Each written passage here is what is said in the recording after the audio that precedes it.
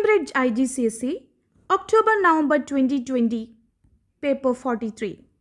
Before going to the solutions, if you find this video useful, please subscribe my channel and like this video. Question 1, Part A. Figure 1.1 shows a trolley traveling down a ramp. The trolley has a piece of paper tape attached to it. The tape passes through a machine which makes a dot on the tape every 0.2 seconds. Figure 1.2 shows a section of the tape.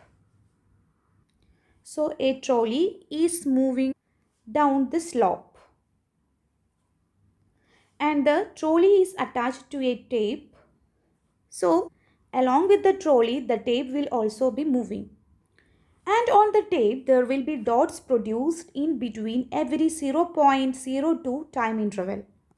That means the time interval between this much distance traveled by the trolley is 0.02 seconds. So every 0.02 seconds, the dots are produced. So the distance between these two dots are the distance traveled by the trolley in 0.02 seconds. Again, between next consecutive dots, it shows the distance covered by the trolley in 0.02 seconds. So the space between each dots, consecutive dots, represent the distance covered. How much distance the trolley has covered in a time of 0.02 seconds. Part 1. State how the dots on the tape shows that the trolley was moving with constant speed. So we have already discussed the distance between each consecutive dots represent the distance covered by the trolley in 0.02 seconds. And when you check this distance between every consecutive dots, you can understand it is same, or this distance is equal. You can take a ruler and measure separately. So you will get same value. That means distance covered in every 0.02 second is same or constant. That means the speed of the trolley throughout the motion is constant. So to answer part 1, state how the dots on the tape shows that the trolley was moving with constant speed. We can write same distance traveled in same time or same distance traveled in 0.02 seconds. Going to part 2. When the trolley reaches the point P, the ramp is tilted so that the angle x is greater. Describe and explain the change in motion of the trolley. So let's go back to the figure, and here it's mentioned when the trolley has reached at x, the ramp has tilted in such a way that the angle x has increased. That means the new position of the ramp should be something greater than the all x, or the ramp will be having a more slope. Something like this. Now you can see the new x is greater than the old x. So in this case, if the ramp tilted bit higher, what will happen to the speed of the trolley? That is the question.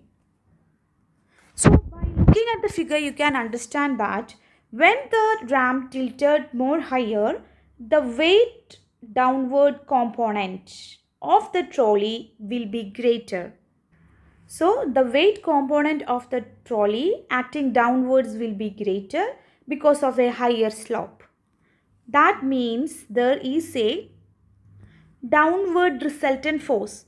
As the downward weight component or the force has increased, there will be a net downward force.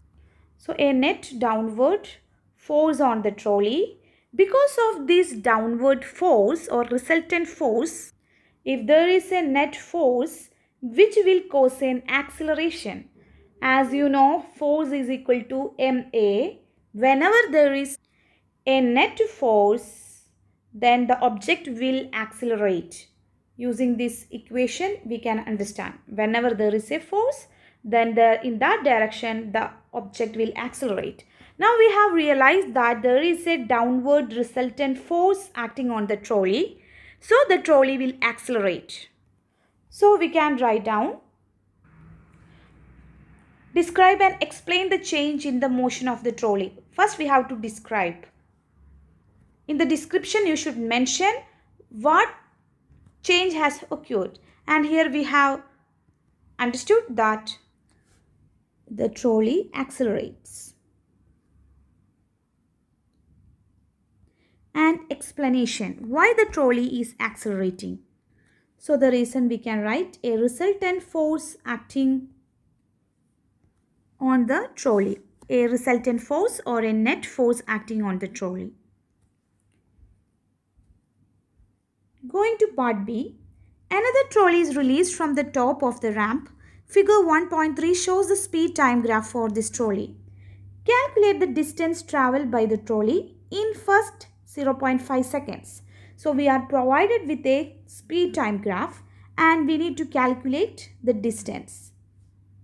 So we can calculate the distance covered by the object by measuring the area under the graph of a speed time graph. So we can write distance is equal to area under the graph. Now we just need to measure the distance covered by the trolley only the first 0.5 seconds. So only this much time. During this time interval, how much distance has covered? So we have to find the area of the graph only in this particular time interval. So just extend the y-axis and corresponding y and x-axis and calculate the area under this section under the graph during the time interval 0.5. So now it is a triangle and we can understand that the base length is 0.5 and the height is 0.75. So we can use the equation of a triangle as it's a triangle shape, half into base into height, where we can take the values of b, that is 0.5 times height is 0.75 and the answer is 0.19. The unit of distance is meter. Since it is a 2-mark question, please make sure to write this equation, that is distance is equal to area under the graph. Then you can write the substitution and final answer with unit. These are the important points you must include in the working in order to score 2 marks. Part C.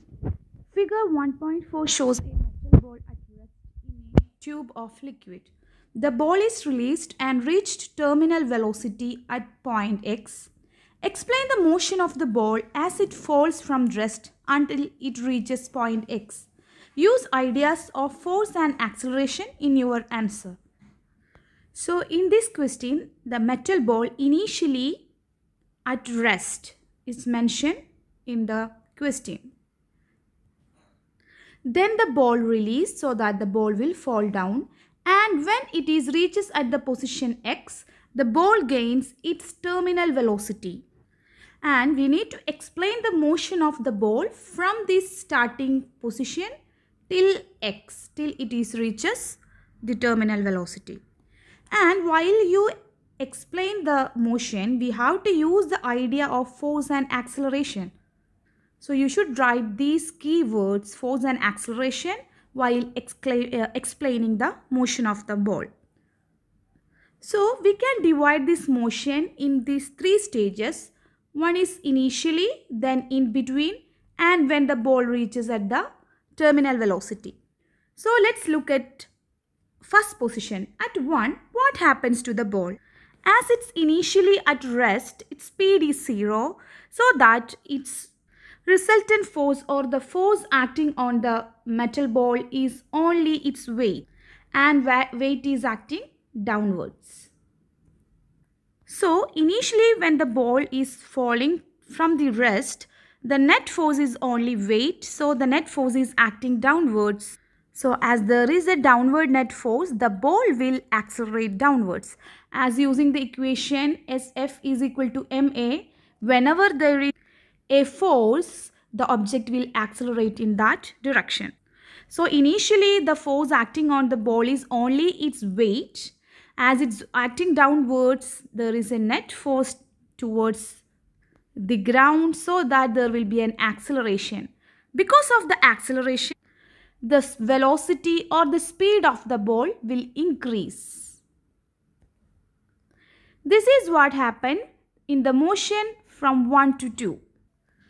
Now, when the ball reaches almost at 2, as its speed is keep increasing, there will be an opposing force or a resistive force acting on the ball. As the speed increases, the resistive force will also increase. So, on the ball, not only downward weight, but there will be a resistive force because of the speed of the ball as it is passing through the liquid, and the resistive force will be upward.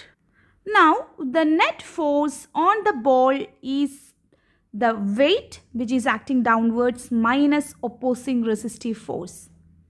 So we can write down, then the resistive force increases as the speed of the ball increases.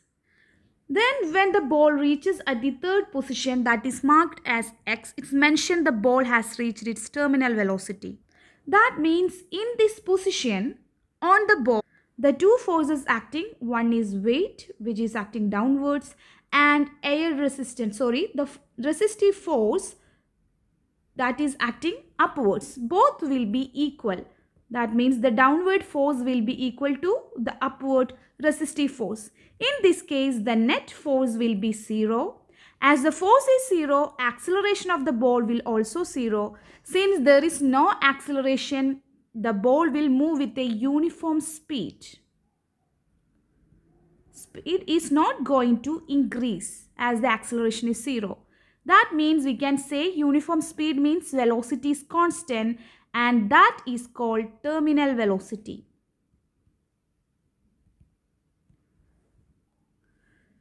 So the weight will be equal to the upward resistive force. Therefore the net force is 0. As the net force is 0, acceleration is 0. If there is no acceleration, the speed will maintain same. So we can say this constant speed of the ball moving is called that the ball has reached a terminal velocity. So these three different changes happening to the ball we have to mention in order to score 3 marks. So the first point we can write, because of the downward resultant force, the metal ball will accelerate. Then at second position, as we have seen, as the velocity increases, resistive force will also increase. Then the last point we can mention about the terminal velocity. So at point X, downward force is equal to the upward force. So the metal ball travels at constant velocity. These are the points you must write in order to score 3 marks. And a very important point you should always remember is, on any object, if there is a net resultant force acting, then the object will accelerate. That means the object speed will be keep increasing, or the velocity or speed increases. This is a very important relation in physics. Likewise, if the net resultant force, it's not about just force but the total overall force. If it is 0, then the acceleration is 0, so that the object will keep moving but not accelerating. That means its speed will be same. Speed or velocity will be constant. In this case, we will say the object has reached his terminal velocity. So wherever there is a net resultant force, there is an acceleration. It's because of the equation F is equal to ma. So this is a very important relation. It has a lot of applications. Question number 2. Figure 2.1 shows a cliff edge with water below it. A ball falls over the edge of the cliff. The mass of the ball is 160 gram. The height of the cliff is 115 meter. Part A. Calculate the vertical speed of the ball as it hits the water. Air resistance can be ignored. So in this question, we need to calculate when the ball falls down, what is the speed of the ball as it hits the ground. The moment when it hits the ground, what will be its speed? This is what you have to calculate. Two values provided are the mass of the ball and the height of the ball travel. And there is one very important information is given that air resistance can be ignored. So as there is no air resistance or air resistance is very small, it can be ignored. The important point we have to conclude from this statement is no energy lost. If there is no air resistance, there won't be any energy lost. So all its potential energy, gravitational potential energy at the top will be converted into the kinetic energy at the bottom. So you can use this concept. So we can write down as the ball falls down, there will be a potential energy lost, and that potential energy lost will be is equal to kinetic energy gained. So from these you can write down the equations of potential energy and kinetic energy. Gravitational potential energy is mgh is equal to kinetic energy equation half mv square, where mass and mass are common, so it will get cancelled down. Then you will get gh is equal to half v square, and we have to calculate speed, that is v. So in order to find v, we have to make v as the subject. For that, first you can keep v square at one side. So you will get v square is equal to, the 2 will go to the LHS of the equation. So 2 times gh. This is v square, but we need only v. So you have to take the square root of 2gh. This is how we can calculate v. So we know that v is, or the velocity of the ball is 2 times g times h. We can substitute the values. So root 2 times g value is 10 times height is 115 meter. And the answer is 48. So you can write down 14 with the unit of speed meter per second. As it is 3-mark question, you should write this step: potential energy lost is equal to kinetic energy gained. From this, by resolving, you should be able to identify v is equal to square root of 2gh and final answer with unit. These are the important steps you must include in order to score 3 marks. Going to part B, calculate the vertical momentum of the ball as it hits the water. So now when the ball is close to the water or as it hits the water, we need to calculate what is the momentum. And the momentum is the product of mass and velocity. So first we can write the equation of momentum, that is the product of mass and velocity, where velocity we have calculated in the previous part. And mass is already provided in the question. Mass is 160 grams. So we can substitute these values. So we will get mass 160 gram, but you should convert the gram into the standard unit of mass, that is kilogram, when you substitute in an equation. So gram to kilogram you should multiply with 10 to the power minus 3.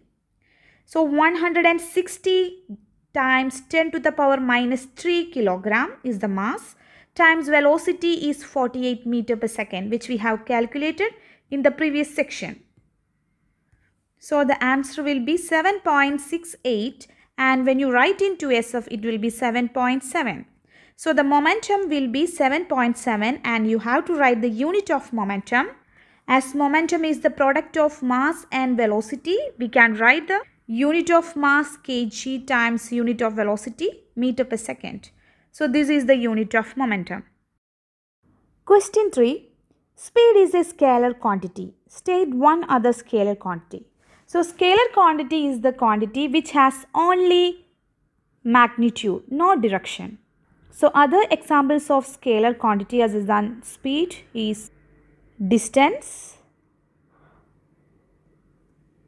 or we can write time or temperature. Any scalar quantity you can write. Part 2. Velocity is a vector quantity. State one other velocity quantity. Some examples of vector quantities are displacement, or you can write down velocity. Velocity is already given. Then you can write acceleration, momentum. All are the examples of vector quantity. Vector quantities are the quantities which has both magnitude and direction. Part B. Figure 3.1 shows a model car traveling at constant speed on a flat circular track. The speed of the car is 0.30 meter per second in one complete revolution around the track. The car travels 3.9 meter. Part 1. Calculate the time taken for the car to complete one revolution around the track. So for one complete revolution, that means if the car starts from here and it is moving one complete whole round and reaching back to the position, you need to calculate that time, how long it will take to complete one revolution. The speed of the car v is given and the total distance of one complete path is also given. So we have distance and velocity, and you need to calculate time. So you can use the equation speed is equal to distance over time. From this you have to calculate time. V and d is given. So make t as the subject. So you'll get t is equal to d over v. You can substitute the values. Distance is 3.9 over speed is 0.30. And the answer is 13. So 13 seconds. Going to part 2. On figure 3.1, draw and label with the letter F an arrow to show the resultant force acting on the car. Okay, so we have to go back to figure 3.1 and you should draw an arrow in order to show what is the resultant force acting on the car. For any object, if it is moving in a circular path, the resultant force will be always towards the center of the circular path. That means for this car, its resultant force should be towards the center of the circular path. This direction there will be a net resultant force. This is a very important information about circular motion.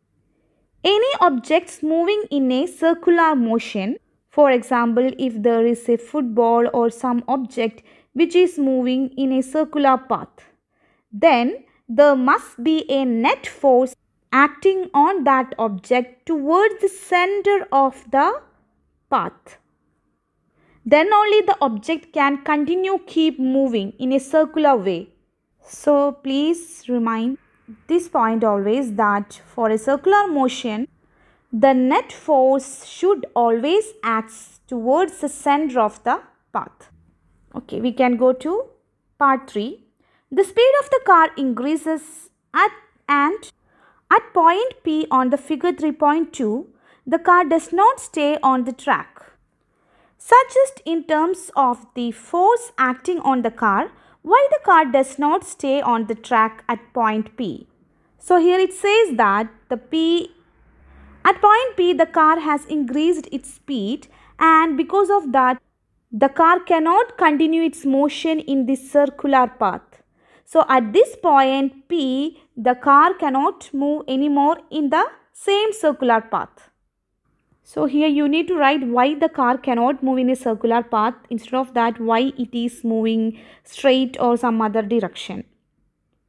So we have already learned, in order to make an object to keep moving in a circular path, there should be a net force acting to the center. This is very, very important.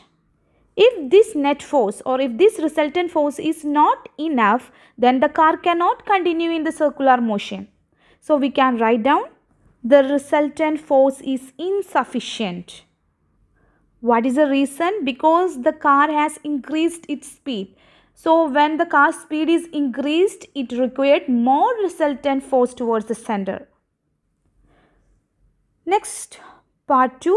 On figure 3.2, draw and label an arrow with the letter S to show the direction of the motion of the car as it leaves the track at a point P. So you have to draw the direction of the motion of the car with the letter S, in which path it will be moving when it increases the speed. So it will be moving to the tangent. Always at point P, the direction of the car is at that particular moment through the tangent. So you have to draw a tangent through point P. You have to take a ruler and draw a straight line, or which must make a 90 degree to the radius. So draw a tangent through the point P. You have to take a ruler. I can't draw it properly as I am doing it on screen, and put an arrow to indicate the direction, and you have to label as S. So you will get 1 mark. Question 4. In figure 4.1, the circles represent molecules in different states of matter. Identify states A, B and C. By looking at the figures, it is very clear that in B, particles are tightly packed. So B must be representing solid. And look at C, there is a big space between the particles. So C represent gas, and definitely A, the other state where the space between the particles are intermediate between solid and gas. So A represents the state liquid. Part B.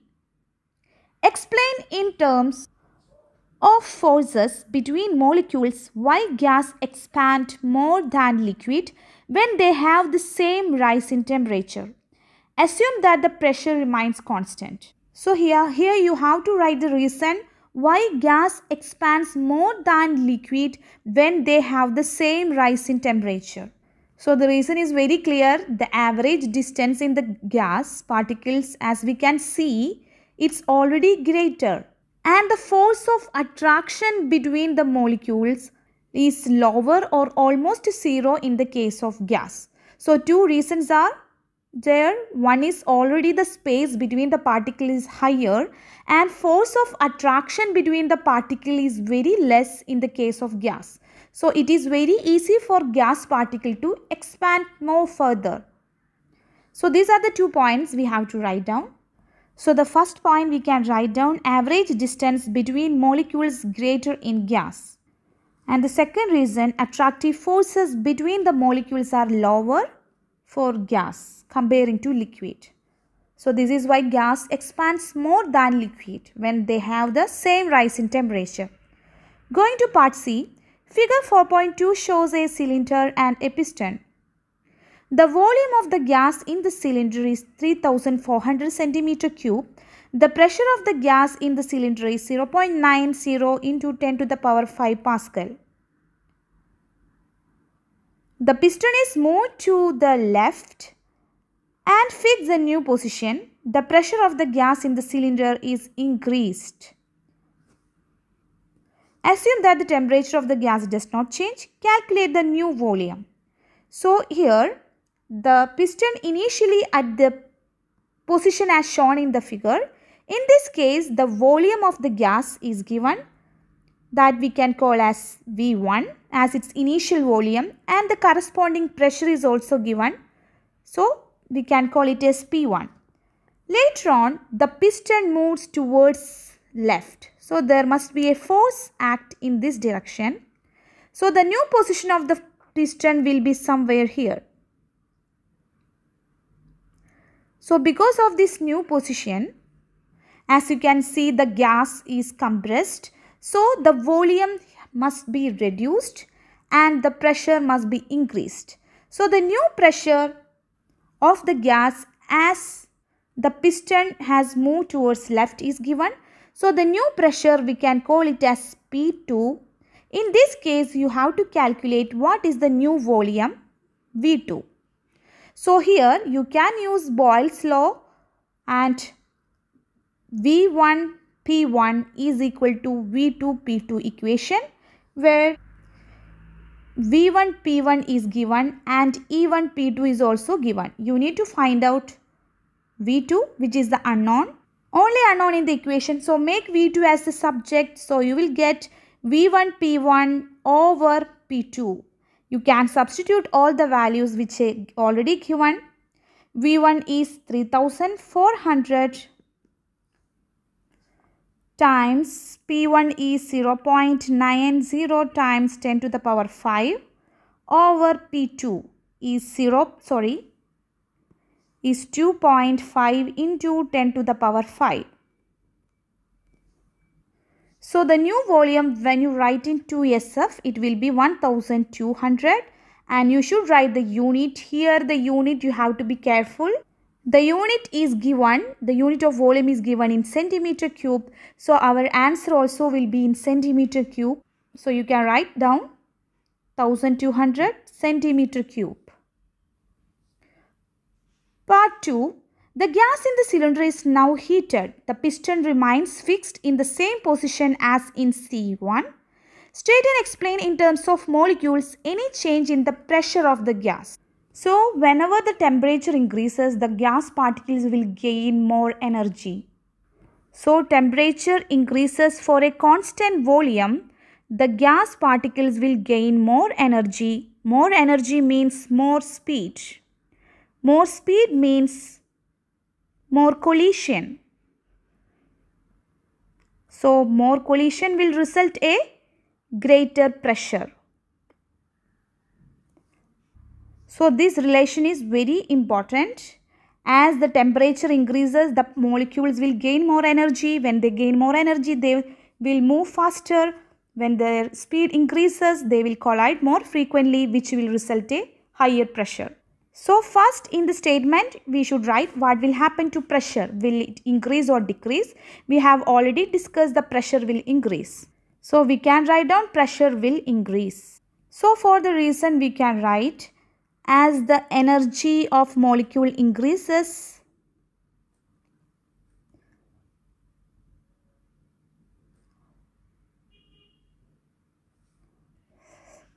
molecules move faster and more collision with the piston.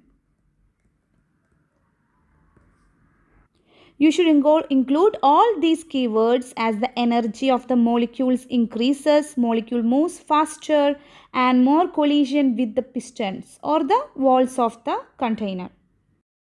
Question 5. Figure 5.1 shows two metal plates A and B with a radiant heater placed midway between them. Metal plate A is shiny, metal plate B is dull black.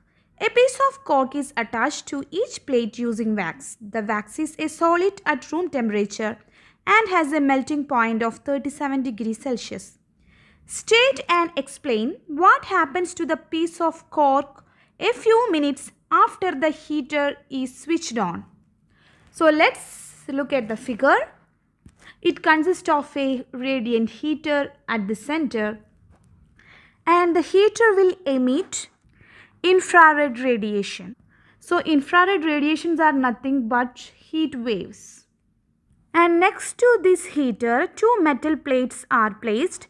one metal plate, that is metal plate A, is a shiny metal plate and metal plate B is dull black plate.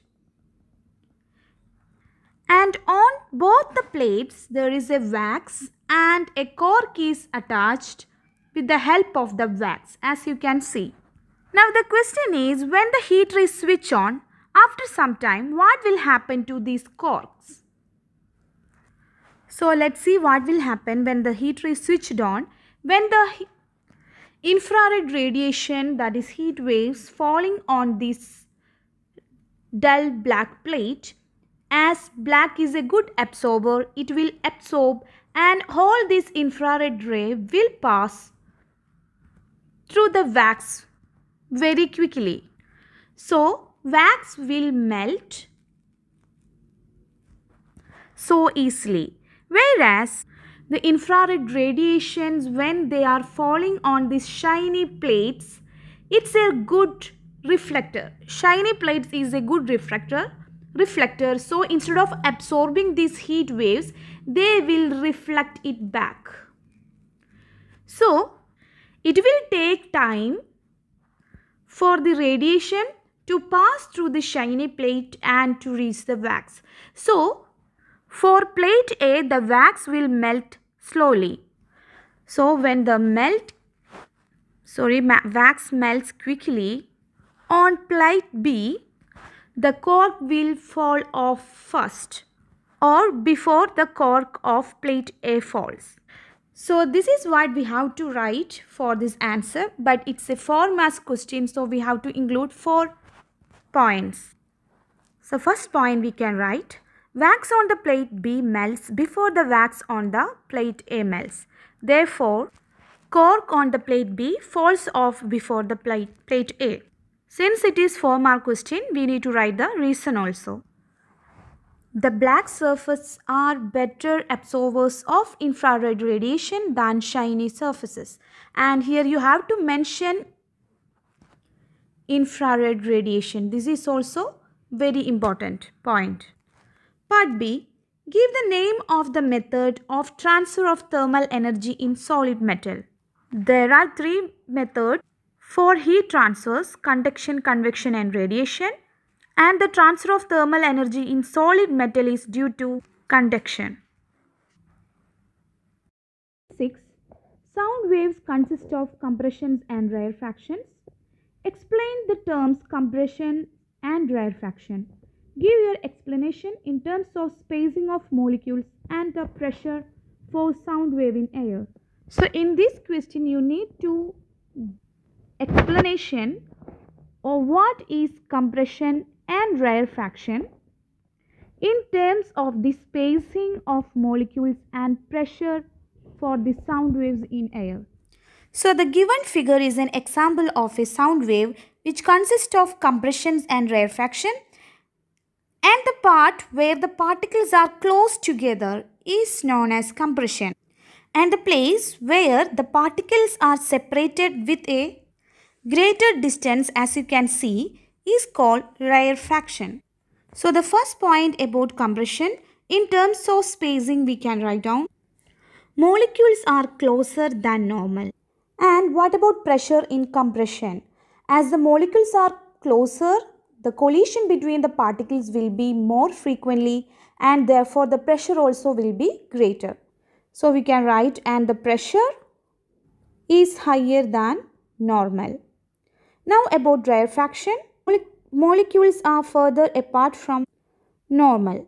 And about pressure, as the separation between the particles are more, the collision between the particles will be less, so that the pressure also will be less.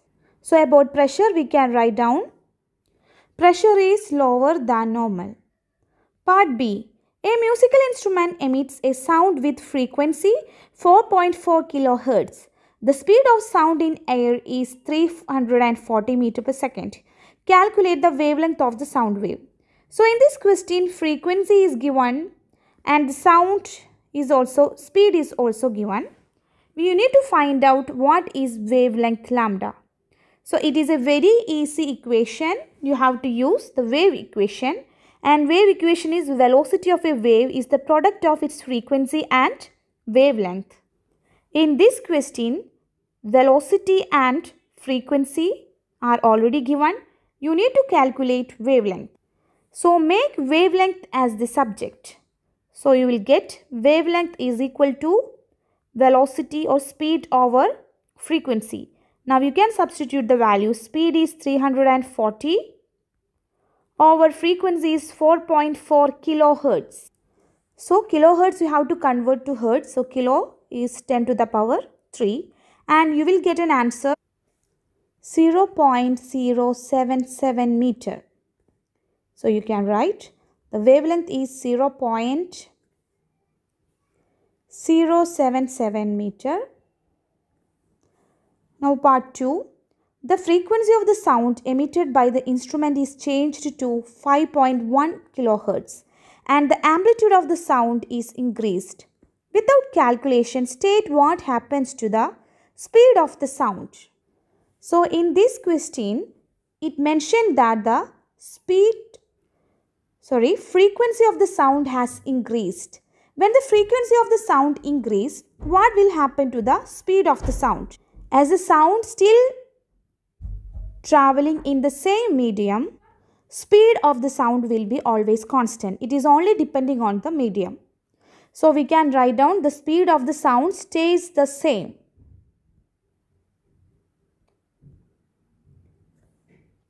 Next one is the wavelength of the sound. So we have the equation V is equal to F lambda, the wave equation which we have used in the previous part. And as the velocity has to keep constant, there is no change in the velocity or speed.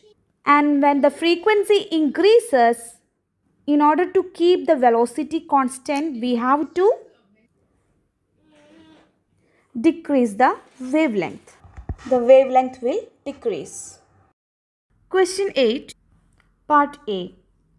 Figure 8.1 shows an electrical circuit. The resistor has a resistance 4 ohm. The reading on the voltmeter is 3 volt. Calculate the current in the resistor. So the given figure consists of a resistor and a voltmeter, ammeter, diode and battery. The resistance of this resistor is given, that is 4 ohm, and the voltage across this resistor is also given, that is 3 volt. And we need to calculate the current in the resistor. How much current is passing through I? So now we have to only concentrate this resistor. For this resistor, we have the voltage and resistor. So we can calculate current easily using the equation V is equal to IR. So V is equal to IR. Here we have to find out current I. So make I as the subject. So you will get I is equal to V over R, where the voltage across this 4 ohm resistor is 3 over the resistor is 4. So 3 over 4, 0.75. So the answer is 0.75, but you should write the answer with the unit of current ampere. As it's a 2-mark question, please make sure to write the equation and substitutions. Going to part 2, figure 8.2 shows the same circuit with one component reversed. State the reading on the voltmeter and explain your answer. So by comparing figure 8.1 and 8.2, ammeter, voltmeter, resistor and even the battery which has connected in the same way, but only one device is reversed, and that is diode. In the first circuit, the diode is connected positive side of the cell to the positive side of the diode and negative side of the cell to the negative side of the diode. As you can see, a diode is a unidirectional device and the flat edge is considered as positive and the opposite edge is considered as negative. So when going to figure 8.1, we can see the negative side of the diode is connected to the positive side of the battery, and the positive side of the diode is connected to the negative side of the battery. That means the diode is connected in reverse biased. In that case, the diode will not let any current to flow through it. I will just draw. If you have a single cell or many cells together as a battery, so here I am drawing same as the question given. So this is a battery where the positive side is here and negative side is there. If we are connecting it to a diode in this way, and another possible way we can connect the diode, same circuit with same battery, but the diode you can connect in opposite way, that is like this. Now in figure 1, you can see the positive side of the battery is connected to the positive side of the diode. In this case, we can say the diode is connected in a forward bias and it will let the current to flow through it. So there will be a current flowing. But if we connect a diode as shown in the second figure, that is the positive side of the battery is connecting to the negative side of the diode, then the diode is called in reverse biased, positive of the cell to the negative of the diode. And in this case, the diode will block the current. So no current can flow through the circuit. So when you look at this figure 8.2, we can identify that this diode has connected in reverse bias with the battery. So there won't be any current flowing through the whole circuit as the diode blocked the current. As there is no current, the reading on voltmeter will be 0 volt. And explanation you can write, diode does not pass current in reverse direction. So reverse direction means, as we have seen, positive side of the battery, if it's connected to the negative side of the diode, we call it as a reverse direction. Whereas positive side of a cell is connected to the positive side of the diode, we call it as a forward direction. So the first figure is an example of forward direction connection and the second figure is an example of reverse direction connection. Only current will flow in forward direction connection. Okay. Going to part B. Figure 8.3 shows the symbol for a logic gate. The truth table for this logic gate is shown in figure 8.1. State the name of this logic gate. So it's very clear by looking at the symbol. It is AND gate. Part C. A student designs the circuit shown in figure 8.4. Complete the truth table for the circuit in table 8.2. So by looking at the figure, we can identify the student has used only NOR gate. So these all are NOR gate. So we need to know the truth table of NOR gate. Then only we can solve the circuit and truth table. So let's draw the truth table of NOR. So the possible inputs are, it can be 0, 0 or 0, 1 or 1, 0 or 1, 1. Let's see what will be the output if both the inputs are connected with 0, 0. In this case, the NOR output will be just opposite of the OR output, so that it will be 1. If it was OR gate, the output will be 0. As it is NOR, it will be opposite of OR, so it must be 1. Likewise, 0 and 1 possible inputs, then the output will be 0, just opposite of OR gate. Then again it will be 0. For 1 and 1, it will be 0. For 1 and 1 input, the output of an OR gate is 1. So, NOR opposite of the OR, so it will be again opposite of 1, that will be 0. These are the possible inputs and outputs. So in the first row, the inputs are 0, 0. So let's see, when A and B are 0, 0, here it will be 0, 0 and here also it will be 0, 0. And we have seen for 0, 0, the output will be 1. So in both the NOR gates, the output will be 1. So here it will be 1 and 1. And we have already seen in the truth table again, when 1 and 1 are the inputs, the output will be 0. So here the output will be 0. So in the question we need to know, see what is the value at C. At C it's 1, and even at D is also 1, and at E it is 0.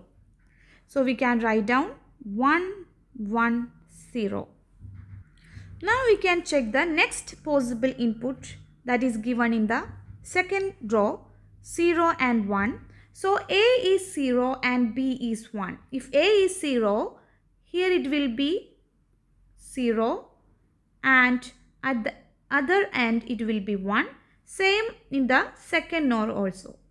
And we have seen when the inputs are 0, 1, the output will be 0. So the output of both the NOR gates will be 0, 0. That means the same value are connecting here. So here also 0, here also it will be 0. And when 0, 0 are the inputs, the output will be 1.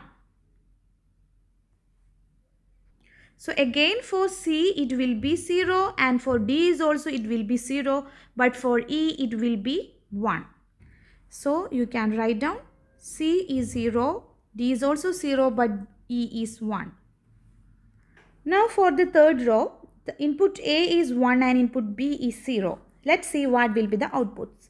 So A is 1 and B is 0. When A is 1, here it will be 1 and it's 0. 1, 0 again, and we have seen for 1, 0 input the output will be 0. So both NOR gate will have an output 0, 0. So the same 0 is connecting to the input of the third NOR gate, and when both the inputs are 0, 0, the output is 1. So here the output is 1. Now we can see here the C value is 0, D value is 0, and E value is 1. Hence we can complete the third row also, where C is 0, D is also 0, and E is 1. Now the last row, when both A and B are 1. So when both A and B are 1, here both inputs will be 1. And the output of the NOR, when both inputs are 1 and 1, it's 0 again. So we will still get 0 as the output of the first two NOR gates. So this 0, so here and here will be also, it will be 0. And again when the inputs are 0 and 0, then the output will be 1. So for the last NOR gate, the output will be 1. So again we can check C is 0 here, D represent also 0, and for E it is 1. So again we will get 0, 0, 1. Part 3. A single logic gate can be used to produce output E in figure 8.1 with the inputs A and B shown in table 8.2. State the name of the logic gate.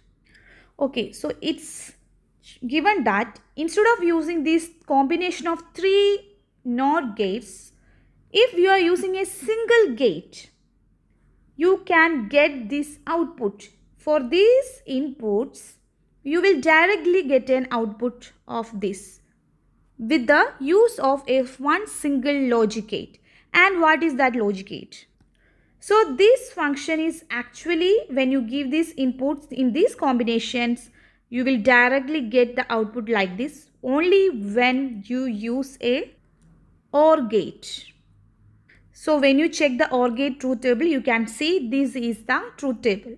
So we don't have to go for this complicated circuit as given here. You can even get an output similar like this if you use a single OR gate.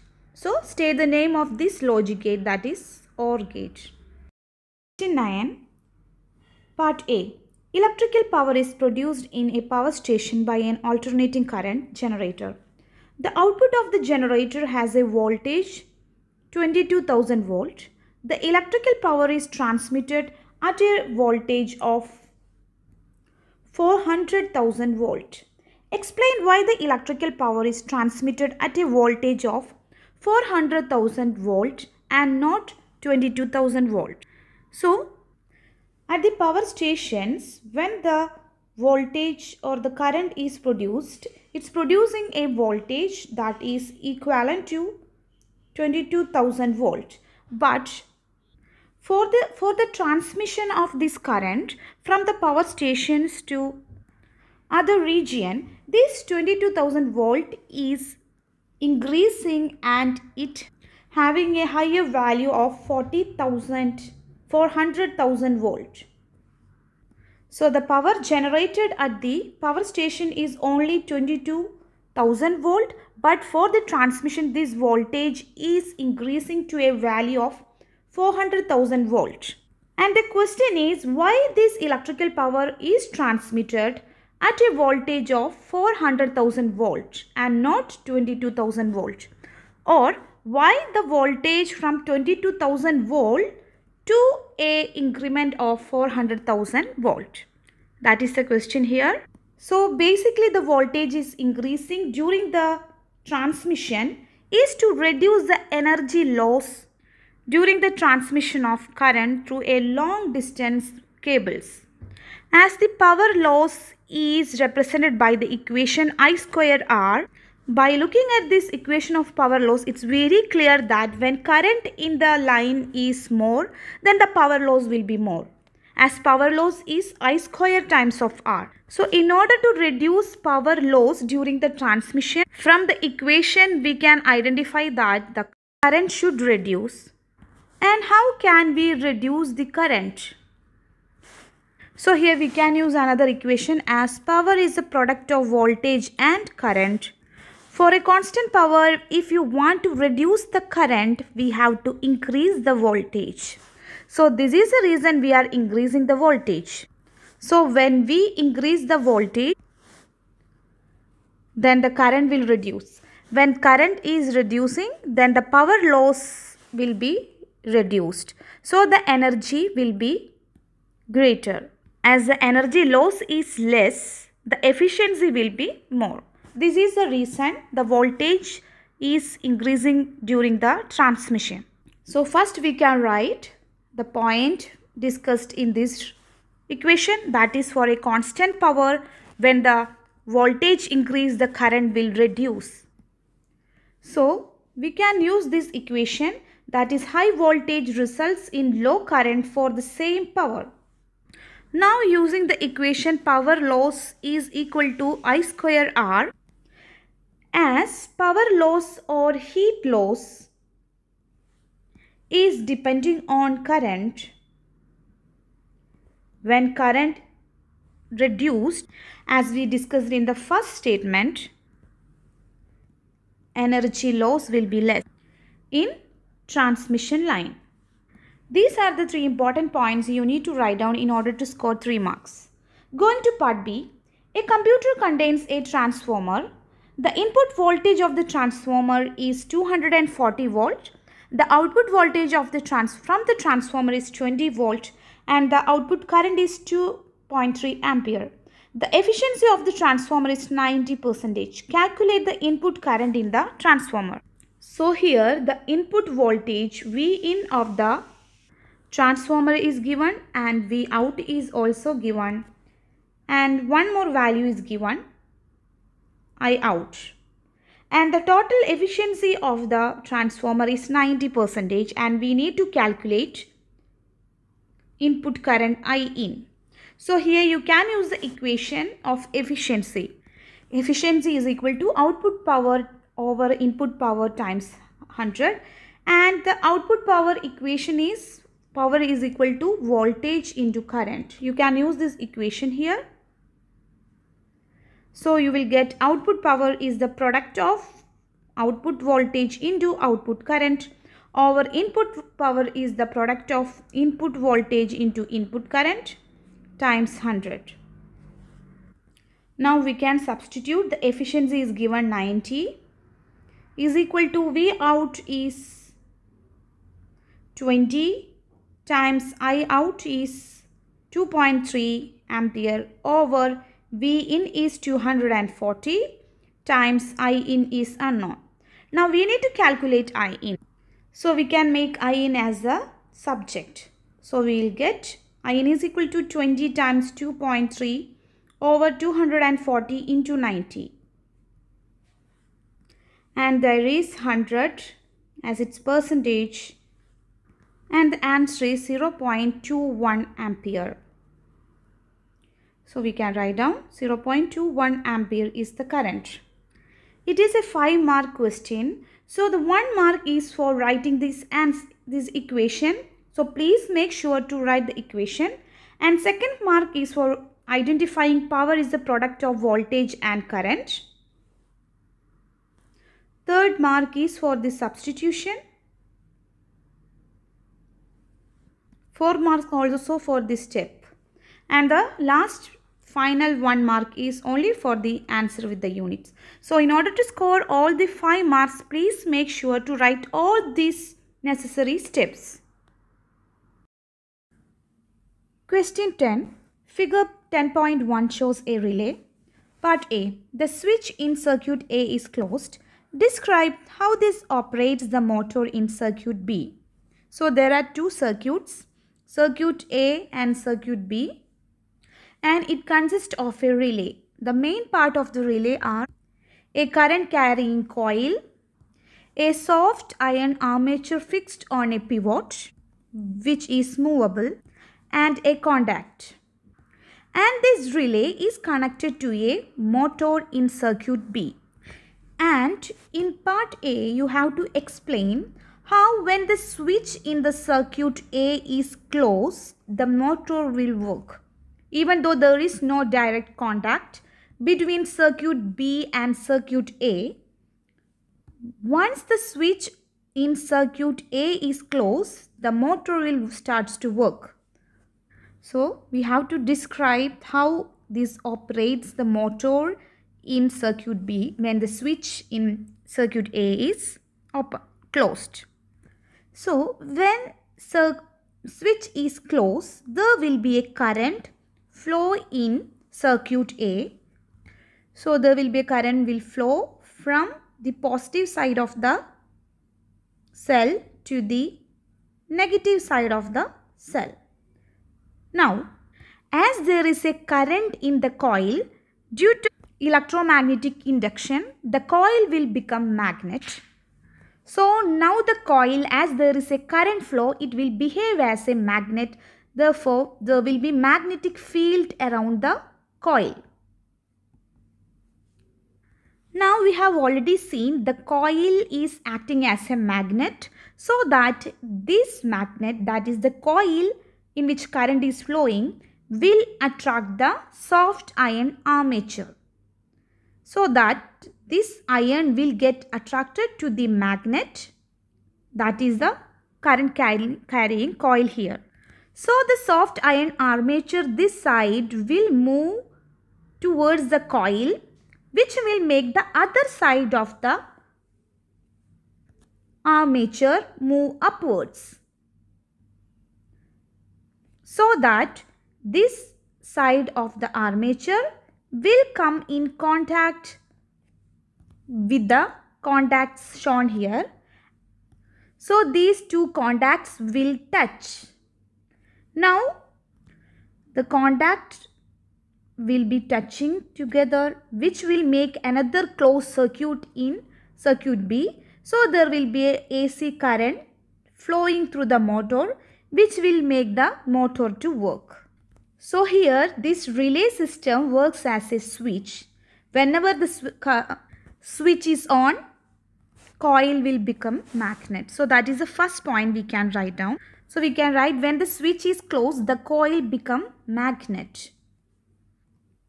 This is because the property of any coil, when there is a current flowing through a coil, then the coil will become magnet. The coil behave as a magnet and there will be magnetic field lines around it. This is called electromagnetic induction.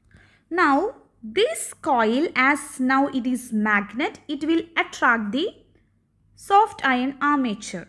So that is the second point we can write down.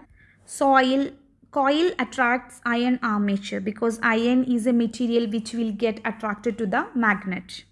Last point we can write, the other end of the armature moves upward and contact touch. If you want to write an additional point, we can write, because of that there will be a current in circuit B. which will make the motor to work. Let's go to part B. The switch in circuit A is opened. The soft iron armature is replaced with a steel armature. The switch in circuit A is closed. Explain what happens when the switch in circuit A is then opened. So now we can go back to the circuit, and in this circuit, as it's mentioned in part B, the switch in circuit A is open. So let's see when this switch, it was closed initially. We already seen what happened. Now if the switch again open, what will happen? Let's see.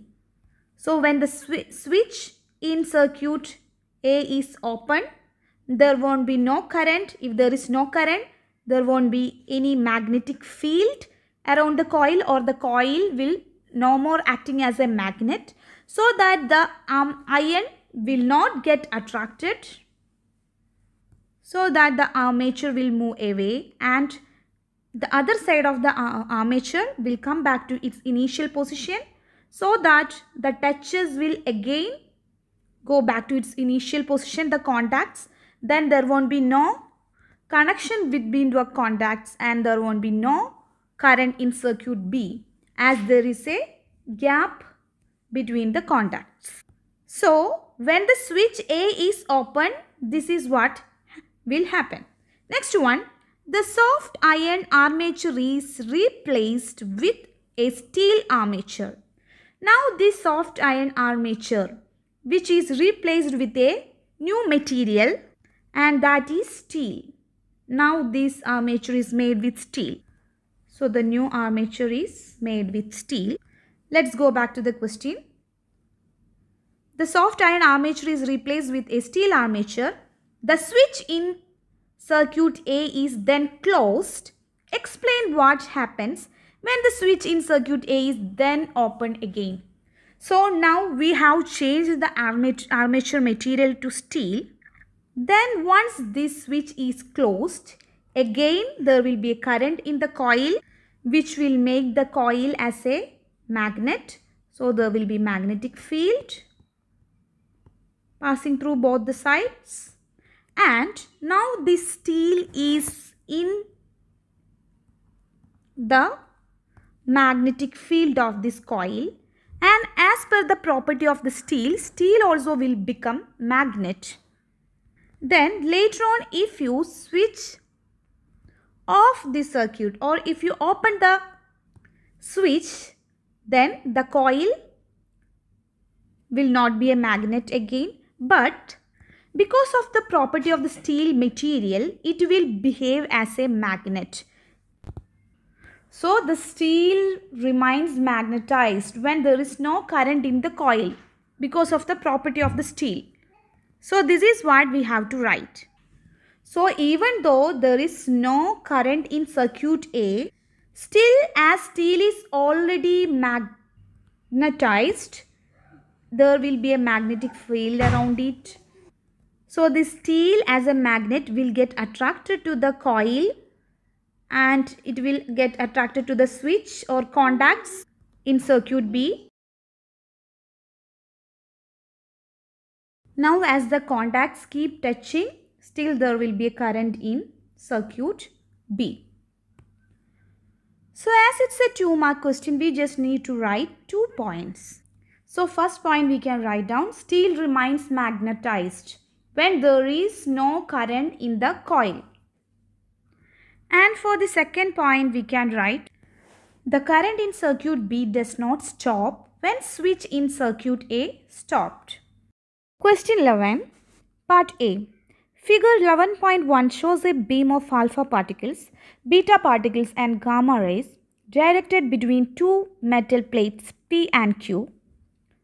The metal plates are parallel and there is a large potential difference between them. Plate P is positive and plate Q is negative.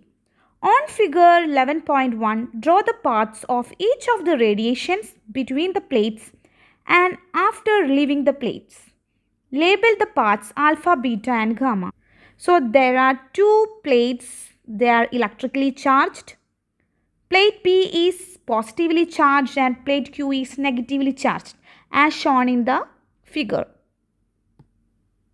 And beam of alpha, beta and gamma particles are entering inside these plates. So what will happen to this beam? Will it deflect or not deflect? Or if it deflects, in which direction it will deflect? So in order to know this answer, we need to know the basic property of these individual alpha, beta and gamma rays, where alpha and beta are particles and gamma is ray. So alpha particle is a positively charged particle and beta is a negative charged particle and gamma ray has no charge. And another property of alpha is they are very much heavy comparing to beta.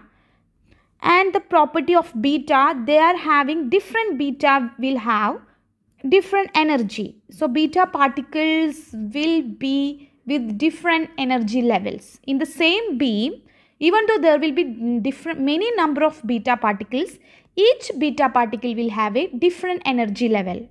So beta particles will have different energy level. So this is the property of alpha particles. They are positive and heavier.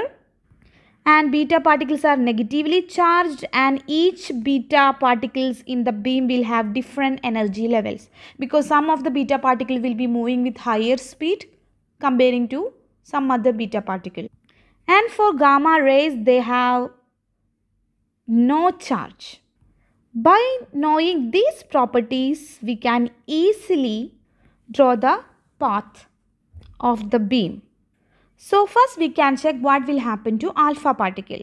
So the alpha particle, as it is positively charged, they will get attracted to the negative plate or the plate Q, which is negatively charged, as positive and negative will attract.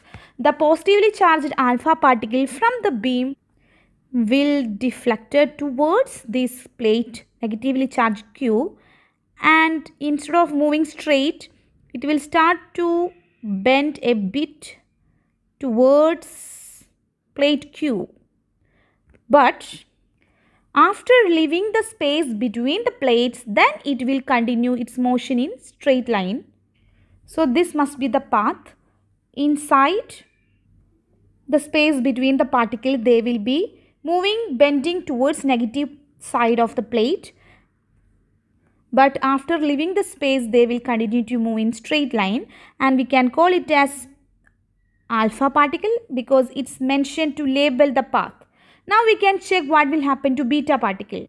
As beta particle is negatively charged, they will move upwards. They will move towards the positive plate.